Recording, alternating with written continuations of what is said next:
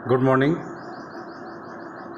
आज हम पिछले इंट्रोडक्शन को ही कंटिन्यू करने जा रहे हैं, जिसमें मैंने आपको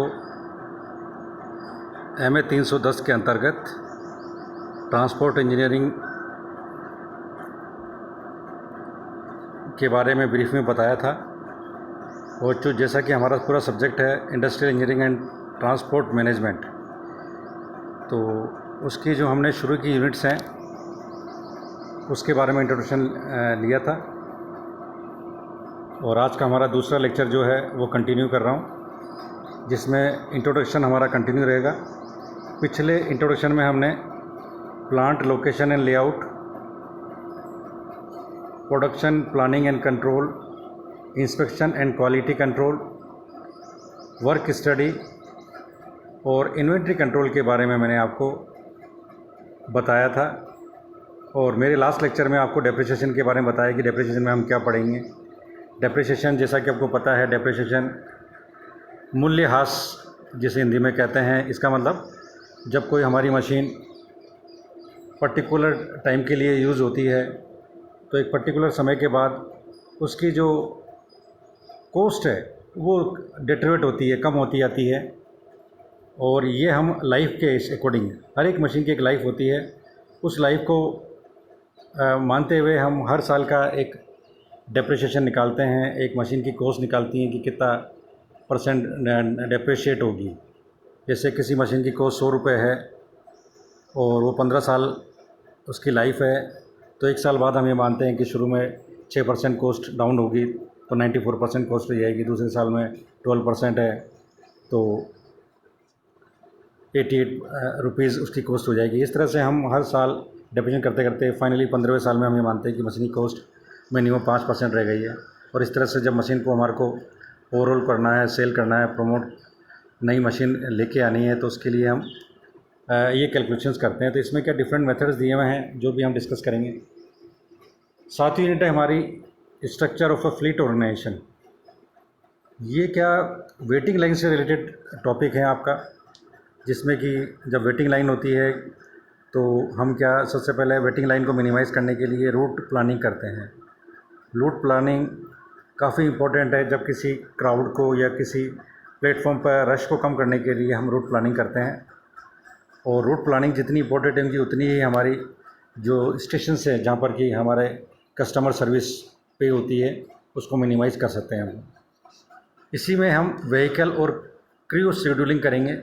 तो ये क्रू शेड्यूलिंग एक इम्पोर्टेंट टर्म है जो कि हमारे ऑटोमोबाइल इंजीनियरिंग में तो इतना इम्पोर्टेंट नहीं है, लेकिन ये एरोप्लेन या एयरपोर्ट्स पे इसका ज़्यादा यूज़ होता है, क्रू शेड्यूलिंग, जिसमें कि मल्टीपल स्टेशंस बनाना संभव नहीं होता है और एक पर्टिकुलर स्पेस पे मल्टीपल एरोप्लेन्स हमें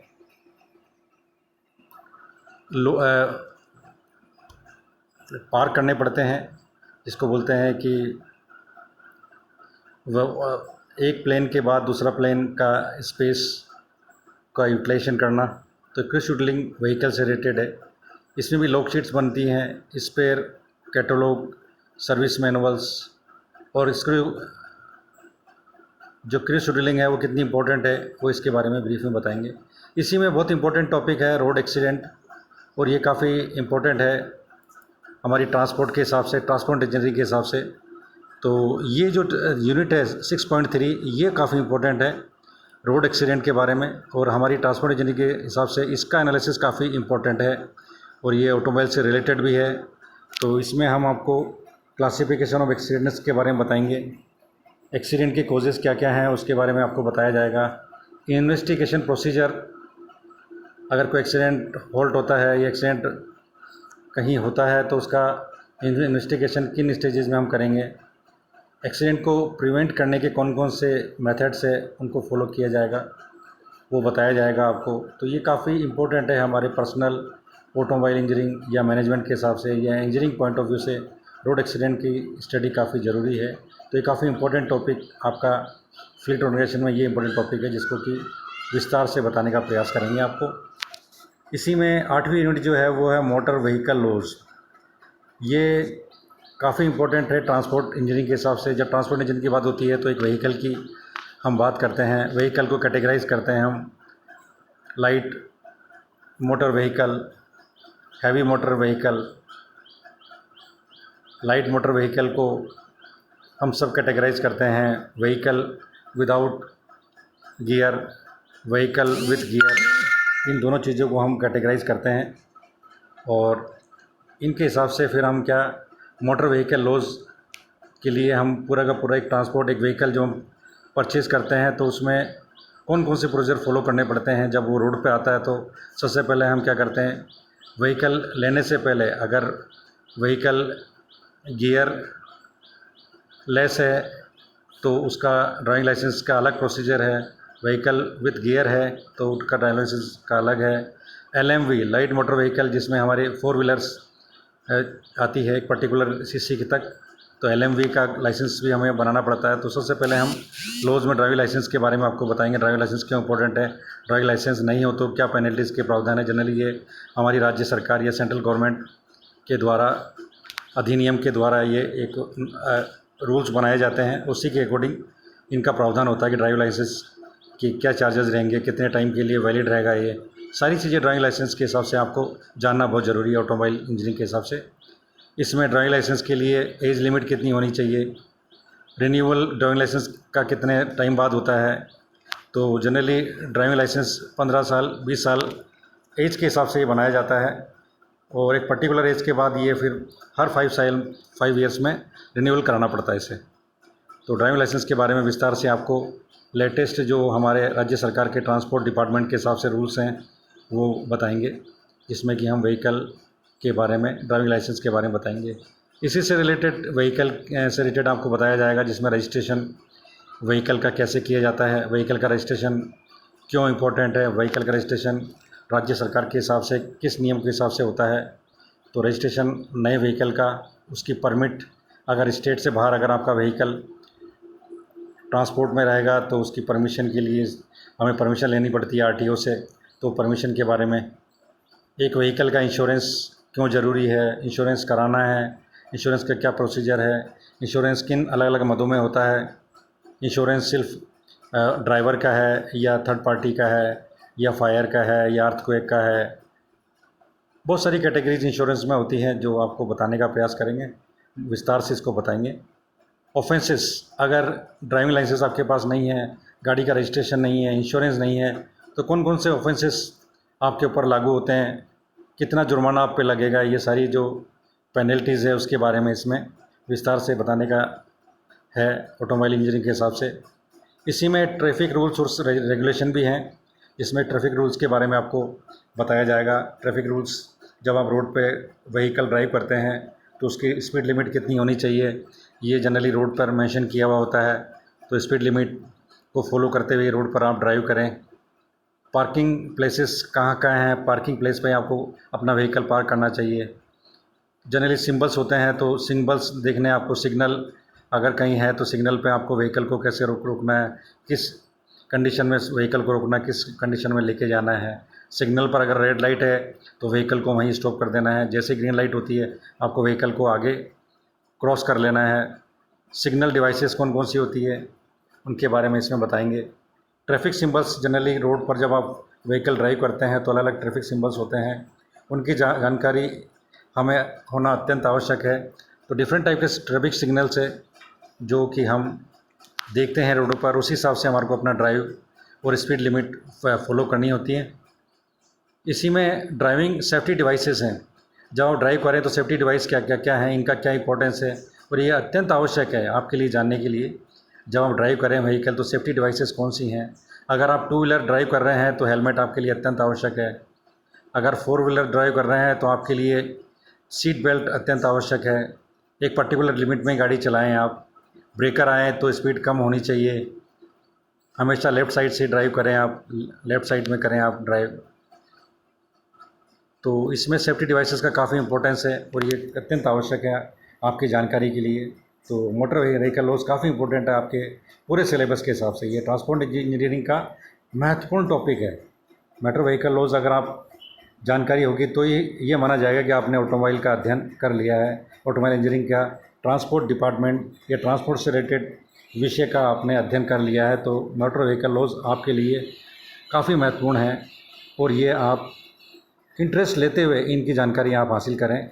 और इसमें सिलेबस के हिसाब से आपको बताया जाएगा, लेकिन इसका हर एक topic driving licence, insurance, registration, speed limit, penalties, driving safety devices, इन सब को विस्तार से आपको जानना चाहिए। ड्राइविंग एक इंजीनियरिंग स्टूडेंट के लिए काफ़ी इम्पोर्टेंट है। ड्राइविंग आपका पहला रिक्वायरमेंट होनी चाहिए।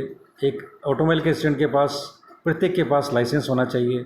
ऑटोमोबाइल स्टूडेंट को अपने स्टडी काल में कम से कम LMV का लाइसेंस बना लेना चाहिए और LMV का जैसे लाइसेंस बनवाए तो आपके पास हैवी का लाइसेंस होना चाहिए।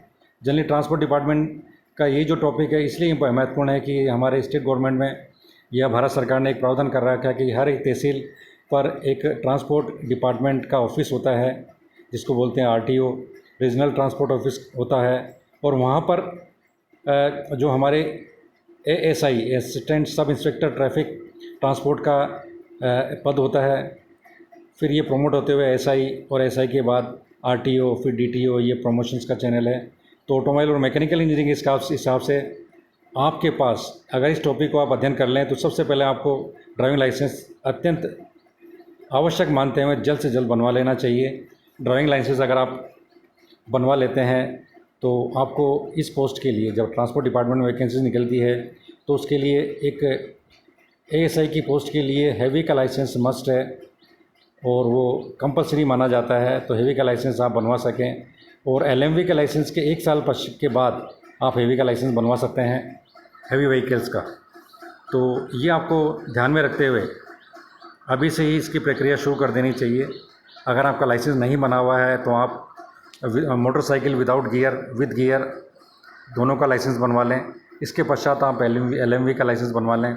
जनरली आपको लाइसेंस बनवाने के लिए ट्रांसपोर्ट ऑफिस में जाना होता है। उससे पहले ऑनलाइन एप्लीकेशन, सारथी नाम का एक भारत सरकार का चैनल है, उसके ऊपर आपको ऑनलाइन एप्लीकेशन अपनी अपलोड करनी होती है, जिसमें आपकी फ़ोटो, आपकी डॉक्यूमेंट्स, आधार कार्ड हो गया, आपकी एज का कोई प्रूफ हो गया, ये सारी जो वो फिल करनी होती है एंट्रीज़। उसके बाद आपको फ़ी जमा करानी होती है और एक शेड्यूल लेना होता है आपको ट्रांसपोर्ट डिपार्टमेंट के लिए कि आपको किस दिन वहाँ जाना है, जिससे कि आपका लर्निंग लाइसेंस बन जाए। तो इसकी शुरुआत, ड्राइविंग लाइसेंस की शुरुआत लर्निंग लाइसेंस से होती है। आपको लर्निंग लाइसेंस बनवाने के लिए एक से पर्टिकुलर शेड्यूल लेने के पश्चात ऑनलाइन आपको ट्रांसपोर्ट डिपार्टमेंट RTO जाना होता है। आपके पर्टिकुलर तहसील या शहर में जहाँ भी है वहाँ पर एक RTO ऑफिस है ट्रांसपोर्ट डिपार्टमेंट का, वहाँ पर जाके आपको लर्निंग लाइसेंस बनवाना होता है। लर्निंग लाइसेंस बनवाने के लिए एक कंप्यूटर पर आपको एक एग्ज़ाम लिया जाता है, जिसमें ट्रांसपोर्ट सिंबल से रिलेटेड 20 क्वेश्चन होते हैं। और ये सिंबल्स कौन कौन से होते हैं, तो जनरली RTO के बाहर जो आपका वेटिंग रूम होता है वहाँ पर क्या एक वीडियो लगाया होता है, एक TV चल रहा होता है, उसमें सारे सिंबल्स की जानकारी दी होती है। अगर हम 10-15 मिनट वेट करते हैं उस हॉल में तो आपको सारी जानकारी सिंबल्स की हो जाएगी। और ये सिंबल ही आपको टेस्ट के लिए पूछे जाते हैं, 20 सिंबल्स। और इसमें से करीब 20 में से 14 क्वेश्चंस आपके सही हैं तो आपको ड्राइविंग लर्निंग लाइसेंस के लिए एलिजिबल माना जाता है। अदरवाइज़ आपका टेस्ट के लिए आपको अगले दिन वापस बुलाया जाता है। और जब तक आप वो टेस्ट 14 क्वेश्चन या 15 क्वेश्चन आप पास नहीं कर लेते, सही नहीं कर लेते, तब तक आपका लर्निंग लाइसेंस भी नहीं बनेगा। एक बार जब लर्निंग लाइसेंस बनवा लेते हैं तो लर्निंग लाइसेंस 6 महीने के लिए बनता है और आप 1 महीने के पश्चात इसको आप कंफर्म लाइसेंस बनवा सकते हैं 1 महीने के बाद। और जैसे कंफर्म लाइसेंस बन जाए तो आपको फिर ड्राइविंग के हिसाब से आपको गाड़ी का परिचालन करना चाहिए। और जैसे आपका motorcycle without gear, with gear दोनों बन जाएं तो आप LMV का लाइसेंस की शीघ्र तैयारी शुरू कर दें। और LMV का लाइसेंस भी लर्निंग के बाद 1 महीने के पश्चात LMV का ले लें। और LMV के 6 महीने या 1 साल का रूल जनरली गवर्नमेंट के अमेंडमेंट होते रहते हैं। तो जहाँ तक मुझे आइडिया है 1 साल के बाद हैवी का आपको अप्लाई करना होता है। तो हैवी लाइसेंस आपको जल्द से जल्द ले लेने का प्रयास करना चाहिए। अगर आज से आप शुरू करेंगे तो मेरे हिसाब से आपको कम से कम 1.5-2 साल इस प्रक्रिया में लग जाएगा और आप अटेंटिव रहेंगे। ठीक है। टेस्ट भी पास करना होता है जब कंपलसरी के लिए आप जाते हैं। तो अगर 2 व्हीलर का लाइसेंस है विदाउट गियर तो आपको गाड़ी चलाना का एक आपका टेस्ट लिया जाएगा। विद गियर है तो आपको गाड़ी चलवाई जाएगी। LMV का लाइसेंस है तो कार आपको चलानी अच्छी तरह से आनी चाहिए। ये टेस्ट भी आपका RTO ऑफिस में लिया जाता है, उसके पश्चात ही आपका लाइसेंस कंफर्म किया जाता है। तो काफ़ी इंपॉर्टेंट टॉपिक है मोटर व्हीकल लॉस। और आपके हिसाब से, ऑटोमोबाइल इंजीनियर के हिसाब से आपका ये टॉपिक इसलिए इम्पोर्टेंट है कि आप कम से कम ड्राइविंग लाइसेंस बनाने के लिए प्रेरित हो। आप अपने व्हीकल को ड्राइव करें, अपने व्हीकल को नियमानुसार चलाएं, व्हीकल का रजिस्ट्रेशन करवाएं, इंश्योरेंस टाइम टू टाइम करवाएं, पेनल्टीज़ का आपको ध्यान रहे जिससे कि आप दूसरे लोगों को बता सकें। तो एक ऑटोमोबाइल इंजीनियरिंग स्टूडेंट के नाते आपकी ये जिम्मेदारी बन जाती है कि इस टॉपिक को ज़्यादा से ज़्यादा गहन अध्ययन करके और इसकी हर एक सब टॉपिक को आप स्टडी करके और इसको फॉलो करें। तो काफ़ी इंपॉर्टेंट टॉपिक है। तो ये ट्रांसपोर्ट इंजीनियरिंग यहीं फिनिश होती है। इसके बाद जो तीसरा हमारा इसमें सब्जेक्ट है वो है मैनेजमेंट। तो आपके 310 में तीसरा सब्जेक्ट है मैनेजमेंट और ये यूनिट 9 से शुरू होता है। इसमें नवी यूनिट है प्रिंसिपल्स ऑफ मैनेजमेंट और ये काफ़ी इंपॉर्टेंट है प्रत्येक इंजीनियरिंग स्टूडेंट के लिए, प्रत्येक व्यक्ति के लिए ये काफ़ी इंपॉर्टेंट होती है। तो इसमें प्रिंसिपल्स ऑफ मैनेजमेंट में हम मैनेजमेंट के बारे में आपको बताएंगे। मैनेजमेंट क्या होता है, एडमिनिस्ट्रेशन क्या होता है, ऑर्गेनाइजेशन क्या होता है, तीनों में डिफरेंस क्या होता है। साइंटिफिक मैनेजमेंट जो टेलर ने दिया उसको विस्तार से आपको बताएंगे। फेल के प्रिंसिपल्स इसमें बताए जाएंगे। फंक्शंस ऑफ मैनेजमेंट क्या हैं, types of ownership, types of organization, importance of human relation, professional ethics, need of leadership and leadership qualities. Principles of management में जो मेरा जो फोकस रहता है वो एक तो लीडरशिप क्वालिटीज़ पर ज़्यादा रहता है क्योंकि एक स्टूडेंट में लीडरशिप क्वालिटीज़ आए, और एक मोटिवेशन। ये काफ़ी इंपॉर्टेंट टॉपिक मेरे रहते हैं जो कि एक स्टूडेंट में मैं चाहता हूँ कि वो चेंज के हिसाब से वो स्टूडेंट फॉलो करें और ये अपने आप में एक इंटरनल चेंज अपने में लेके आएँ कि लीडरशिप क्वालिटीज़ वो मेंटेन करें। लीडरशिप क्वालिटीज़ के बारे में अगर आप सोचेंगे तो आपकी मैनेजर क्वालिटीज़ इंप्रूव होंगी और मैनेजर क्वालिटी इंप्रूव होगी तो आप जब फील्ड में जाएंगे तो आप अपनी ड्यूटी बेहतर तरीके से निभा पाएंगे, क्योंकि मैनेजर क्वालिटी हर व्यक्ति के लिए ज़रूरी है। भले वो घर की बात हो या कहीं आप फील्ड में काम कर रहे हैं या एक हाउसवाइफ के लिए, एक बैंक एम्प्लॉय के लिए, प्रत्येक फील्ड में मैनेजमेंट का काफ़ी इंपॉर्टेंस है। और हमारा इंजीनियरिंग फील्ड है तो हमें तो ये अत्यंत आवश्यक है कि हम मैनेजर क्वालिटीज़ के हिसाब से मैनेजमेंट का पूरा अध्ययन करें और हम हमारी स्किल को डेवलप करें। स्किल डेवलपमेंट में सरकार काफ़ी आजकल जोर दे रही है। स्किल डेवलपमेंट हमारा प्रमुख उद्देश्य है, मेन उद्देश्य है जो कि होना चाहिए। स्किल डेवलपमेंट जितनी बेहतर होगी उतना ही हम किसी कार्य को बेहतर तरीके से करेंगे, ऑप्टिमाइजेशन के साथ करेंगे, इकोनोमाइजेशन के साथ करेंगे। ये बहुत ज़रूरी है। तो मैनेजमेंट काफ़ी इंपॉर्टेंट है आपके लिए। इंटरेस्टिंग टॉपिक मैनेजमेंट है और मैनेजमेंट काफ़ी इंटरेस्टिंग तरीके से आपको बताने का प्रयास करेंगे। 10वां टॉपिक आपका है वेजेज एंड इंसेंटिव्स। जब हम कोई कार्य करते हैं तो हमें उस कार्य के एवज़ में हमें कुछ मुद्रा दी जाती है या हमें पेमेंट किया जाता है, उसको बोलते हैं वेजेस। और वेजेस का एक पर्टिकुलर ड्यूटी का टाइम क्या होना चाहिए, क्या वर्किंग एनवायरनमेंट होने चाहिए, और अगर आप पर्टिकुलर टाइम के अलावा एक्स्ट्रा काम करते हैं तो इंसेंटिव्स क्या होने चाहिए। तो वेज इंसेंटिव्स के बारे में भी इसमें बताएंगे, जिसमें टाइप्स ऑफ इंसेंटिव और बोनस के बारे में ब्रीफ में बताएंगे। और इंसेंटिव एक सुपरवाइज़र, जैसे आप फील्ड में जाएंगे तो आपका एक जो जॉब रहेगा वो सुपरवाइज़र टाइप रहेगा, तो इस सुपरवाइज़र की इंसेंटिव्स क्या क्या होते हैं उसके बारे में आपको बताया जाएगा। इसमें जो 11वीं यूनिट है वो एंटरप्रेन्योरशिप के बारे में है। हमारे बहुत सारे स्टूडेंट का ध्येय होता है कि वो अपनी इंडस्ट्री शुरू करें। तो इंडस्ट्री शुरू करने से पहले एक एंटरप्रेन्योरशिप जो उद्यमिता का पूरा इसमें विस्तार से टॉपिक है जो कि आपको बताया जाएगा। और एंटरप्रेन्योर की क्या ड्यूटीज़ होती हैं, कैरेक्टरिस्टिक क्या होनी चाहिए एंटरप्रेन्योर की, इंडस्ट्रियल पॉलिसी क्या है हमारे स्टेट की। तो हमारी राज्य सरकार की इंडस्ट्रियल पॉलिसीज़ 5-5, 10-10 साल के बाद या एवरी ईयर अमेंडमेंट होती रहती हैं। तो लेटेस्ट पॉलिसी आपको इंडस्ट्रियल पॉलिसी के बारे में बताएंगे। क्लासिफिकेशन ऑफ इंडस्ट्रीज़ इसमें दिया हुआ है, इंडस्ट्रीज़ को कैसे क्लासीफाई करेंगे, टाइनी इंडस्ट्री क्या होती है, स्मॉल इंडस्ट्री क्या होती है, मीडियम स्केल क्या होती है, लार्ज स्केल क्या होती है, हैंडीक्राफ्ट एंसिलरी क्या होती हैं। ये क्लासिफिकेशन ऑफ इंडस्ट्रीज़ में आपको बताया जाएगा विस्तार से। इसी में टाइप्स ऑफ इंडस्ट्रीज़ जो है उसमें प्रोडक्शन के हिसाब से, क्लासिफिकेशन के हिसाब से, और जॉब बेस्ड के हिसाब से, सर्विस के हिसाब से क्लासिफिकेशन दिया हुआ है, उसको आपको बताया जाएगा। तो एंटरप्रेन्योरशिप काफ़ी इंपॉर्टेंट टॉपिक है एक स्टूडेंट के लिए। और हमारी सरकार, हमारी सेंट्रल गवर्नमेंट, हमारी स्टेट गवर्नमेंट, इनका ये ध्येय है कि हम प्रत्येक व्यक्ति में ये एबिलिटी क्रिएट करें कि वो अपनी खुद की इंडस्ट्री शुरू करें, बजाय कि वो जॉब के लिए वेट करें और अपना करियर स्पॉइल करने के चक्कर में रहें। तो बेहतर ये है कि आप अपना कोई डिसीजन लें। अगर आप समर्थ हैं इकोनॉमिकली, अगर आप में ये अभिलाषा है कि मुझे एंटरप्रेन्योर बनना है, तो ये टॉपिक आपके लिए काफ़ी इंपॉर्टेंट रहेगा। और सिलेबस के हिसाब से भी काफ़ी इंपॉर्टेंट है प्रत्येक इंजीनियरिंग स्टूडेंट के लिए कि एंटरप्रेन्योरशिप की आपको जानकारी हो। एंटरप्रेन्योरशिप के लिए बेसिक जो आप पढ़ लेंगे उसके पश्चात क्या हर एक ज़िले में हमारी राज्य सरकार ने हर एक ज़िले में जिला उद्योग केंद्र डिस्ट्रिक्ट इंडस्ट्रीज सेंटर बनाया हुआ है। वहाँ पर जाके आपको सारी जानकारी मिल जाती है कि आपको किस टाइप की इंडस्ट्री लगानी है। आपके ज़िले के हिसाब से सरकार ने कैटेगराइज कर रखा है कि कहाँ कौन सी इंडस्ट्री लगेगी। पूरी जानकारी DICs आपको देगा डिप्लोमा के हिसाब से, और वो जानकारी के हिसाब से आप ट्रेनिंग करके और आप रीको में अपना प्लॉट ले सकते हैं और अपनी इंडस्ट्री शुरू कर सकती हैं। तो ये पूरी डिटेल सिलेबस के अलावा मैं आपको बता रहा हूँ, जो कि सिलेबस में कवर नहीं है, लेकिन ये डिटेल आपको अगर आप इच्छुक रहेंगे तो आपको बताने का प्रयास करूँगा। लेकिन हमारा ये सिलेबस एंटरप्रेन्योरशिप का जो टॉपिक है ये काफ़ी इंपॉर्टेंट है और इसको भी आपको काफ़ी ज़्यादा वाइड रेफरेंस में पढ़ना चाहिए। हमारी इस सब्जेक्ट का लास्ट टॉपिक है ISO 9000। ये क्वालिटी सिस्टम है जो कि काफ़ी इंपॉर्टेंट है एक इंडस्ट्री के हिसाब से, क्वालिटी सिस्टम के हिसाब से। तो इसमें 9000 सीरीज़ के बारे में आपको बताया जाएगा। 9000 सीरीज़ के बेनिफिट्स और इसके कौन कौन से एलिमेंट्स है उसके बारे में आपको बताएंगे। इसी में आपके TQM टोटल क्वालिटी मैनेजमेंट वो भी एक सब टॉपिक दिया हुआ है जो कि जनरली एग्ज़ाम में पूछा जाता है, और इसकी TQM की क्वालिटी एक स्टूडेंट के लिए नॉलेज काफ़ी इंपॉर्टेंट है। तो इसको आप फॉलो करें। TQM का आप ब्रीफ में अध्ययन इसमें आपको करना होगा।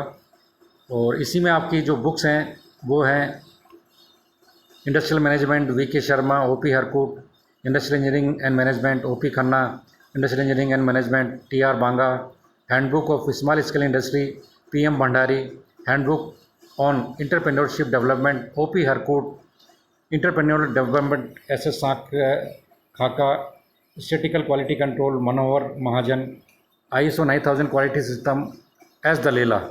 तो ये क्या हमारा जो सब्जेक्ट है ये 3 सब सब्जेक्ट हैं, जैसा कि आपको बताया मैंने। इंडस्ट्रियल इंजीनियरिंग है, ट्रांसपोर्ट इंजीनियरिंग है और मैनेजमेंट है। 3 सब्जेक्ट हैं, तो एक बुक सारा फॉलो नहीं कर सकती है। इसके लिए आपको सब बुक लेनी पड़ेगी, और हिंदी की बुक जो भी आप रेफरेंस में लेना चाहें वो आप ले सकते हैं और अपनी पढ़ाई या अध्ययन शुरू कर सकते हैं।